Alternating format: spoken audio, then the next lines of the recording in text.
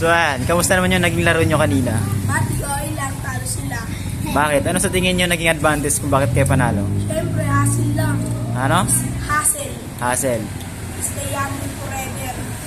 Ano naman yung naging contribution ng bawat isa kung bakit kayo nanalo? Sa pakiramdam ng talo. Ha? Mahina pa ako eh.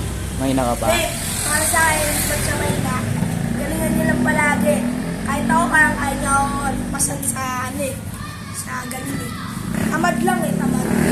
Ikaw naman, nakailang points ka kanina. Balita ko pa ay parang naka 3 points kaya ba? 10 points. Oo.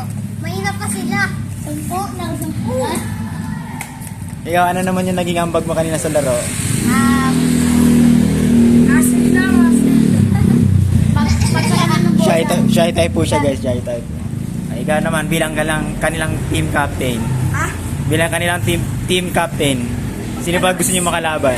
Sama lang. Ako. Lang. Sino yun? Wala naman, kahit sino, pwede naman. Wag lang yung hindi ako. Sige, dadang ko lang, pwede lang. Oh, kahit message na lang sa mga fans niyo. Ha? Message sa mga fans niyo. Message sa mga fans niyo. Ano yun? Fans, mga supporters niyo. Ano? Shoutout pa rin lang. Shoutout sa lahat yan. Oh, sige, shoutout mo na sige sa mga shoutout. Shoutout kay Mama. Sa habang panood dito. Shoutout din kay Papa. Hindi sila. Sa ibang Dubai. bansa. Shoutout kay Lola Granny.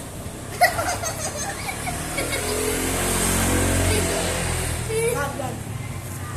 Shoutout sa'yo. Yeah. Yeah. Ayun lang. Ako naman.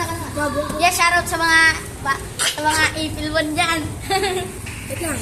Shoutout sa mga vlog Bandana. Shoutout sa vlog Bandana. Ganyan.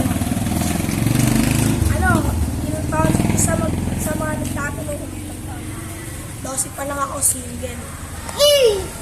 Bakit parang binibenta sa sarili? Single, akala ko ba ano? Ang 10 pa lang ako. Kaya utang tanda ako.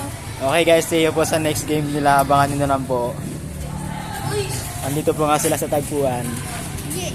Tagpuan, bili na po kayo dito sa may ano.